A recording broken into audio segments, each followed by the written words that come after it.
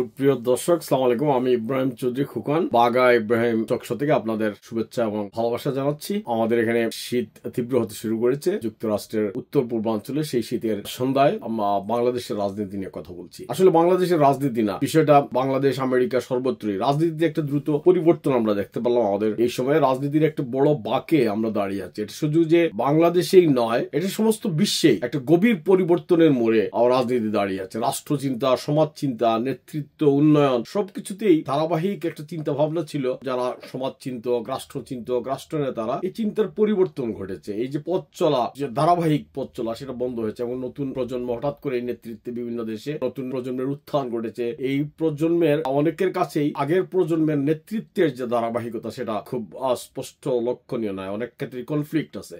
আমরা যদি দেখি যে আমরা আমাদের রাজনৈতিক প্রেক্ষাপট বা বিশ্ব রাজনৈতিক প্রেক্ষাপট, আমরা যদি দেখি প্রথম বিশ্বযুদ্ধ, দ্বিতীয় বিশ্বযুদ্ধের মধ্য দিয়ে সারা বিশ্বের রাজনীতির একটা শেপ নিল। আমরা যদি দেখি বাংলাদেশের কোল্ড ওয়ার, বাংলাদেশের মুক্তিযুদ্ধ, বাংলাদেশের জাতীয়তাবাদী আন্দোলন, এইসবের মধ্য দিয়ে আমাদের দেশজ রাজনীতির একটা শেপ নিল। এটা ধারাবাহিকতা চললো বেশ কিছুদিন, কিন্তু এটাকে আমরা একটা কাঠামোগত রূপ দিতে পারি না। দেখি বাংলাদেশের রাজনীতিতে আপনি আমি লক্ষ্য করব যে এখন যারা নেতৃত্বে আসছেন তাদের সাথে আগের পূর্বসূরীদের কোনো ধারাবাহিকতা নাই। এর কারণ হচ্ছে যে আমাদের নিয়মিত ভোট, গণতন্ত্রের চর্চা না থাকায় নেতৃত্বের যে একটা ধারাবাহিক অংশগ্রহণ সেটা নিশ্চিত হয় নাই, যার ফলে জায়গা তো খালি থাকে না, প্রকৃতিও এই জায়গাটাকে শূন্যস্থান পূরণ করে নেয়। যে সমস্ত নেতৃত্ব একসময় দেশপ্রেম নিয়ে লড়াই করেছেন, তাদের দেশপ্রেম, তাদের যুদ্ধ, তাদের সমর কৌশল, রাজনীতির কৌশলটা ভিন্ন ছিল। এখন নতুন প্রজন্মের কাছে এই কৌশল, এই বাস্তবতা, এই দৃষ্টিভঙ্গিটা সম্পূর্ণ ভিন্ন। এখন তারা তাদের মতোই এই দেশটাকে, তার সমাজকে নির্মাণ করার চেষ্টা করবে, এ ব্যাপারে কোনো সন্দেহ নাই। আজকে তথ্য প্রযুক্তি বিস্ফোরণ ঘটেছে, বৈশ্বিক অর্থনীতির টানাপোড়েন, পুনর্গঠন চলতেছে, তরুণ প্রজন্মের যে দৃষ্টিভঙ্গি, এসব মিলে রাজনৈতিক মানচিত্র যদি আমরা দেখি দেশে দেশে, শুধু বাংলাদেশে নয় সারা বিশ্বেই দ্রুত বদলে গেছে এবং অনেকে অনুমানের বাইরে যে এটা কোন ভাবে বদলে গেছে।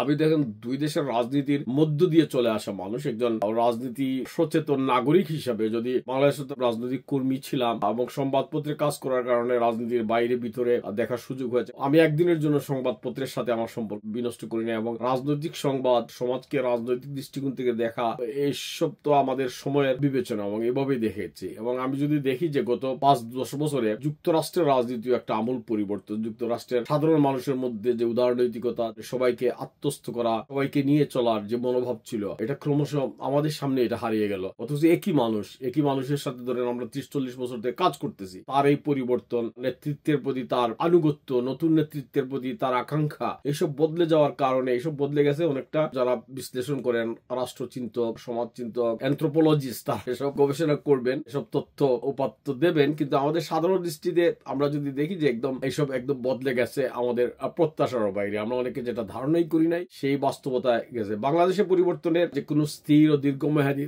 ধারাবাহিকতা হয়নি। আমরা আগেই বলেছি, গণতন্ত্রের অনুশীলন আমরা করতে পারি নাই। আমরা নির্বাচনের স্বচ্ছতা, অন্তত মানুষ তাদের ভোটটা দেখ সাধারণভাবে, এটা স্বাধীনতা পরবর্তী সময়ে কখনোই আমরা অবাধে নিশ্চিত করতে পারি নাই। কখনো ভোট দিয়েছে, কিন্তু জনগণ স্বাধীন চিন্তা, স্বাধীনভাবে সিদ্ধান্ত নেওয়ার ক্ষমতা এটা একদিনে অর্জন করে। এটা বারে বারে চর্চার মধ্য দিয়ে মানুষ নাগরিক হয়ে ওঠে। মানুষ মনে করে আমি ভোট দিলাম, অমুকরা ক্ষমতা দিলাম, তাকে 5 বছরের জন্য বা একটা নির্দিষ্ট মেয়াদের জন্য রাষ্ট্র শাসন বা আমাকে শাসন করা এবং রাষ্ট্রের অনাচার এসব হজম করার, লুটপাট করার তাকে একটা লাইসেন্স দিলাম। তো মানুষ এইভাবে ভোট দিয়েছে। কিন্তু মানুষ যদি ক্রমাগত ভাবে ভোট দিয়ে সুনাগরিক হয়ে গড়ে ওঠা, এটা চর্চার ব্যাপার। এটা একদিনে সম্ভব না এবং এটা আজও সম্ভব না, যেমন গত 50-54 বছরে সম্ভব হয়নি, এটা একদিনে এবারেও সম্ভব হবে না। সুতরাং আমাদের একটা দীর্ঘ যাত্রাপথের মাঝখানে আমরা হুচট হয়েছি। এই হুচট আমি বলি নাই নেতিবাচক করতে, এই হুচট অবশ্যম্ভাবী ছিল। আপনি একটা প্রজন্ম থেকে আরেকটা প্রজন্মের হাতে নেতৃত্বের হস্তান্তর হবে, নেতৃত্ব চলে যাবে, এটাই স্বাভাবিক। প্রকৃতি হোক, রাজনীতি হোক, সমাজ বাস্তবতা হোক, তো এক জায়গায় দাঁড়িয়ে থাকবে না। 70-এর আমরা যদি দেখি, 70-এর ওই যে আমাদের উপমহাদেশের নেতৃত্ব, আমার এলাকার নেতৃত্ব, দেশের নেতৃত্ব, এমনকি মার্কিন যুক্তরাষ্ট্রের নেতৃত্ব, আন্তর্জাতিক নেতৃত্ব, 70-এর নেতৃত্ব এখন তো নাই, 70-এর নেতৃত্ব এখন নাই, 80-এর নেতৃত্ব এখন নাই। এখন এই দশকের পরিবর্তে এখন এসেছে মিলেনিয়াম। তারা তাদের চিন্তা, তাদের কাছে যে তথ্য, তাদের সামষ্টিক চিন্তা, তাদের জাতীয়তাবাদী চিন্তা, তাদের আত্মচিন্তা একটু সম্পূর্ণই ভিন্ন। আপনি আলাপ করলে দেখবেন। এবং এই ভিন্নতার সাথে কি আমি সংঘর্ষে যাব? অবশ্যই না। এই সংঘর্ষে গেলে আপনার কে জয়ী হবে? নতুন প্রজন্ম জয়ী হবে, অবশ্যম্ভাবী। তাদের হাতে বিজ্ঞান, তাদের হাতে প্রযুক্তি, সমাজের নেতৃত্ব তাদের হাতে সময়।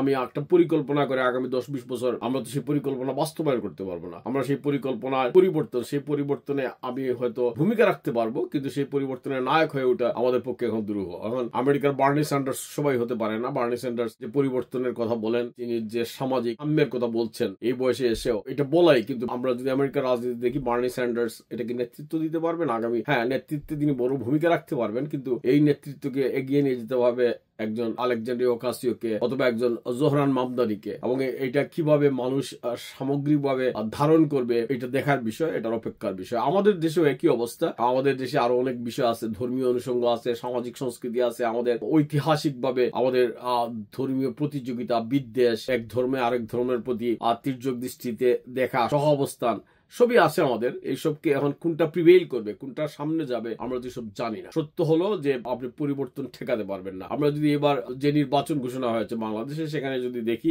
সমস্ত তালিকা দেখে 300 জনের বিভিন্ন তালিকা বা আরো বেশি যে সমস্ত রাজনৈতিক দলগুলা ইতিমধ্যে তালিকা, আওয়ামী লীগ তো নাই। আওয়ামী লীগ থাকলেও এই সাধারণ বক্তব্যের কোনো পরিবর্তন হয় না। আপনি দেখবেন যে আমাদের সময়ের যারা খুব চেনা রাজনীতিবিদ আর নাই, এখন সব নতুন প্রজন্ম, এবং নতুন প্রজন্ম দক্ষতায় যোগ্যতায় তারা পিছিয়ে আছে, আমি এটা বলছি না, কিন্তু এদের কাছে আগের নেতৃত্বের ধারাবাহিকতা। একজন তুফায়েল আহমদের পরিবর্তে আরেকজন একই রাজনীতির চিন্তা ভাবনা, এক সমাজ কৌশলের মতো না, একজন ফখরুল ইসলাম আলমগীর, এমনকি আমরা যদি মনে করি জামাতে ইসলামেরও একজন মতিউর রহমান নিজামী বা একজন কাদের মোল্লা, তাদের যে রাজনৈতিক আচার আচরণ বা তাদের রাজনৈতিক দৃষ্টিভঙ্গি, এদের চেয়ে তো বর্তমান জামাতে ইসলামের শিবিরেরও রাজনৈতিক চিন্তা ভাবনা, কৌশল ভিন্ন আমরা দেখতে পাচ্ছি। এখন আমরা আমাদের রাজনৈতিক বিতর্ক করব, দলে দলে বিতর্ক হবে, এটাও ঠিক। আবার নতুন কে, আমরা তো একই বিতর্কে ঘুরপাক খাচ্ছি, আমরা একই সংস্কৃতিতে ঘুরপাক খাচ্ছি। আমাদের প্রায় 2 প্রজন্ম আমরা যদি হিসাব করে দেখি স্বাধীন বাংলাদেশে, আমরা 2 প্রজন্ম একই বৃত্তের মধ্যে, একই বিতর্কের মধ্যে ঘুরপাক খাচ্ছি। এই বিতর্কের মধ্যে কেউ জয়ী হয়েছেন সাময়িক, কেউ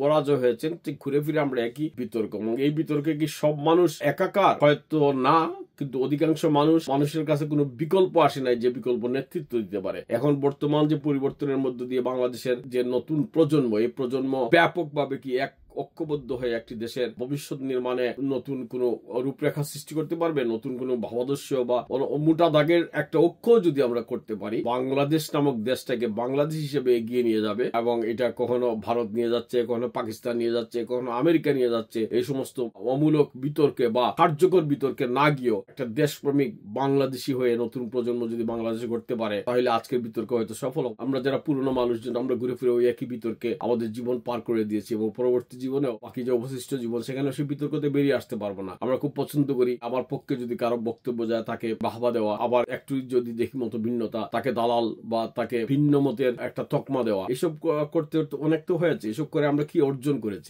আমি তো হিসাব করে পাই না যে আমার এসব নিয়ে কাউকে এসব বলে আমার কোনো অ্যাচিভমেন্ট আছে বলে। আমি এইসব বিদ্বেষের কারণে মানুষকে দূরে ঠেলে দিয়েছি। এসব বিদ্বেষের কারণে মানুষ আরো বিভক্ত হয়েছে, আরো বিরক্ত হয়েছে আমার উপর। আমার যারা কথা আগে শুনতো, আমি যখন 10 জনকে বিরক্ত করি, তখন আমার কথা শোনার লোকে একজন কমে যায়। কিন্তু রাজনীতিতে আবার বিতর্ক থাকবে।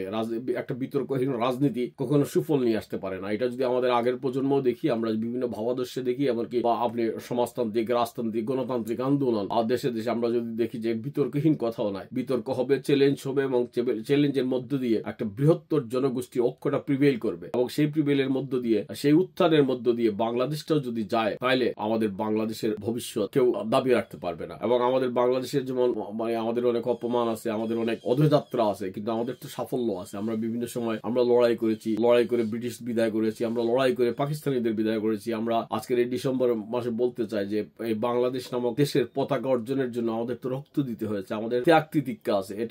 এটা তো আমাদের মানুষের রক্তের বিনিময়, এবং আজও তারা বাংলাদেশ, এই যে বাংলাদেশ টিকে আছে। আমরা এমন এই বাংলাদেশ দুর্ভিক্ষ খরায় থাকবে, কিন্তু এই যে বাংলাদেশ আজকের অবস্থায় এসেছে, আমরা তো অন্তত অনাহারে মরতেছি না। আমাদের অর্থনৈতিক স্থবিরতা সত্ত্বেও আমরা যদি দেখি আমাদের মানুষ ভালোভাবে বেঁচে আছে, এবং ভালোভাবে বেঁচে থাকার জন্য একটা আকাঙ্ক্ষার জন্য লড়াই করতেছে। এই বেঁচে জন্য আজকে সারা পৃথিবীব্যাপী যে প্রবাসী বাংলাদেশিরা আছে, তাদের যে লড়াই, তারা যে সংগ্রাম, তাদের যে দেশপ্রেম, এসব তো বৃথা যেতে পারে না।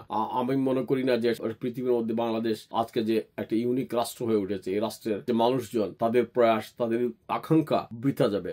আমরা মনে করি অচিরেই বাংলাদেশ তার নিজস্ব পথ খুলে যাবে। এবং এই পথ পাওয়াটা কি, এই পথে আমাদের যাত্রা কি মসৃণ হয়ে উঠেছে? না, এখন আমাদের বেশ কিছু বন্ধুর পথ অতিক্রম করতে হবে এবং সেই বন্ধুর পথে কে বা কারা কিভাবে জয়ী হবে আমরা নিশ্চিত নয়। আমরা শুধু প্রত্যাশাই করতে পারি যে আমরা যেন একটি ভালো ভবিষ্যতের দিকে যাত্রা শুরু করতে পারি। একটা দেশ এমন হতে পারে না, একটা দেশ এমন সংশয়ের হতে পারে না, একটা দেশ এমন বিবাদ এমন বিসংবাদের হতে পারে না। একটা দেশ হবে ঐক্যের, একটা দেশ হবে ভালোবাসার, এবং সেই বাংলাদেশ আমরা চেয়েছি, আজও চাই, আগামীতেও চাইবো। সবাই ভালো থাকবেন। আমি বাঘা ইব্রাহিম টক থেকে আবারও আপনাদের শুভেচ্ছা এবং ভালোবাসা জানাচ্ছি। আমার কথাবার্তা ভালো লাগলে আমার চ্যানেলটা সাবস্ক্রাইব করে রাখবেন, আমার সাথেই থাকবেন। আমরা এইসব সাধারণ মানুষের কথা সাধারণ ভাষায় বলার চেষ্টা করব। আগামীতে যে কোনো টপিকস নিয়ে আপনাদের সামনে আসবো। সেই পর্যন্ত আপনারা ভালো থাকবেন। আমি ইব্রাহিম চৌধুরী খোকন, আপনাদের আবার শুভেচ্ছা, আবারও ভালোবাসা জানাচ্ছি।